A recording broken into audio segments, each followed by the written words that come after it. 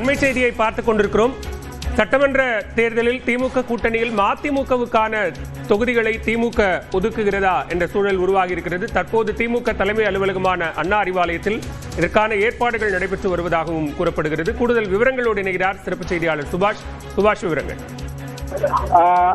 திமுக தலைமையிலான கூட்டணியில் மதிமுக அங்கம் வகித்து வருகிறது. அந்த மதிமுகவுடன் தொகுதி பங்கீடு பேச்சுவார்த்தை ஏற்கனவே பலகட்டமாக நடந்து முடிந்திருக்கிறது.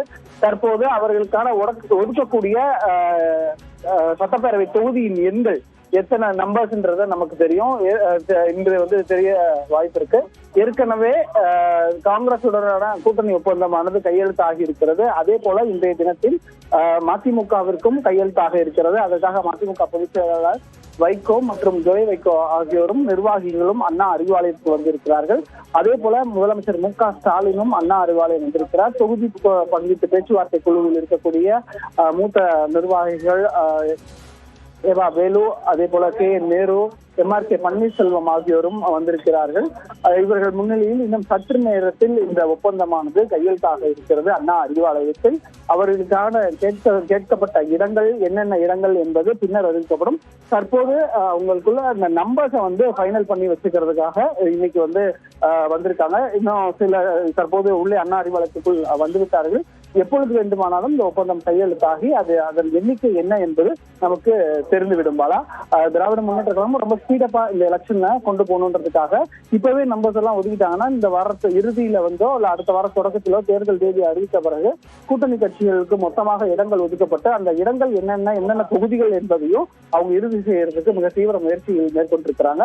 அப்படியாகத்தான் தற்போது இன்றைய தினத்தில் தமிழ்நாடு முதலமைச்சரும் திமுக தலைவரும் மு.க.ஸ்டாலின் முன்னிலையில அதிமுகவிற்கான தொகுதி பங்கீடானது இன்னும் சற்று நேரத்தில் கையெழுத்தாக இருக்கிறது. சுபாஷ், தற்போது மற்ற கட்சிகளை காட்டிலும் அதிமுக தரப்பிலிருந்து கூடுதல் இடங்கள் அப்படிங்கிற கோரிக்கை பெருமளவு இல்லை. ஆனா அதே நேரத்தில் தனிச்சின்னத்தில் போட்டி அப்படிங்கிற ஒரு குரல் என்பது தொடர்ந்து எழுந்து கொண்டிருக்கிறது. தற்போதைய சூழல்ல அதற்கான வாய்ப்பு இருக்கிறதா? அது குறித்தும் இன்றைய ஒப்பந்தத்தின் போது முடிவாக வாய்ப்பு இருக்கா? நிச்சயமா அதுக்கான வாய்ப்பு இருக்கிறது. பெரும்பாலும் நமக்கு கிடைத்திருக்கக்கூடிய தகவல் அவங்க உதயசூரியன் சின்னத்தில் நிற்கிறதுக்கான வாய்ப்புகள் அதிகமாக எனினும் அவர்கள் நிர்வாக குழு கூட்டத்தில் எடுக்கப்பட்ட முடிவின் அடிப்படையிலேயே எந்த சின்னத்தில் போட்டியிடலாம் என்றதையும் அவர்கள் பார்க்க இருக்கிறாங்க. இந்த எலெக்ஷன்ல கூட்டணி வெற்றி என்பது மிக முக்கியம் என்பதை வைகோ தொடர்ச்சியாக சொல்லி வரக்கூடிய சூழ்நிலையில் அந்த டிமாண்டும், அதாவது நீங்க சொல்ல போல தனிச்சின்னமுக்கான டிமாண்டும் ஒருவேளை ஏற்றுக்கொள்ளப்பட்டால் அவர்கள் தனிச்சின்னத்தில் இருப்பதற்கான வாய்ப்பு இருக்கிறது. அப்படி இல்லை என்றால் திராவிட முன்னேற்ற கழக சின்னமான உதயசூரியன் சின்னத்திலேயே அவர்கள் போட்டியிடுவதற்கான வாய்ப்புகளும் இருக்கிறது. அது தொடர்பான கேள்விகளும் இன்று வைகோ அவர்களிடம் கேட்போம்.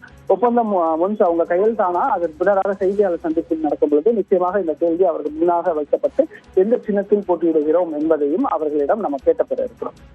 சுபாஷ், அதே நேரத்தில் மதிமுகவுக்கு முன்னதாக இடதுசாரிகளிடம் சிபிஐ, சிபிஎம் உள்ளிட்ட இரண்டு கட்சிகளிடமும் 2 சுற்று பேச்சுவார்த்தை என்பது நடைபெற்றது.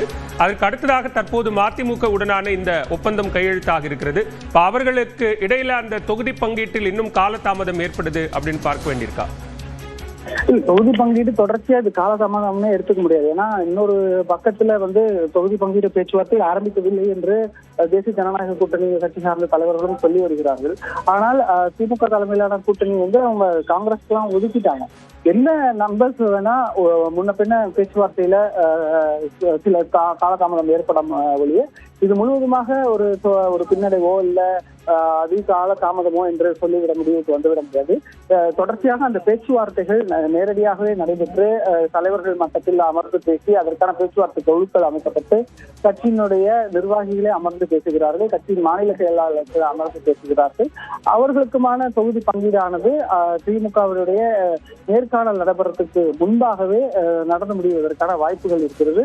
பெரும்பாலும் அந்த உடன்பாடுகள் அடுத்தடுத்த நாட்கள்ல இருக்கக்கூடும். தேர்தல் தேதி அறிவிக்க முன்பாகவே இந்த எண்ணிக்கையை முடித்துவிட வேண்டும் என்ற ஒரு முனைப்போடு திராவிட முன்னேற்ற கழகம் இந்த தேர்தல் காலத்தை காண்கிறது என்பதுதான் நம்ம பார்க்க முடிகிறது. விவரங்களுக்கு நன்றி சுபாஷ்.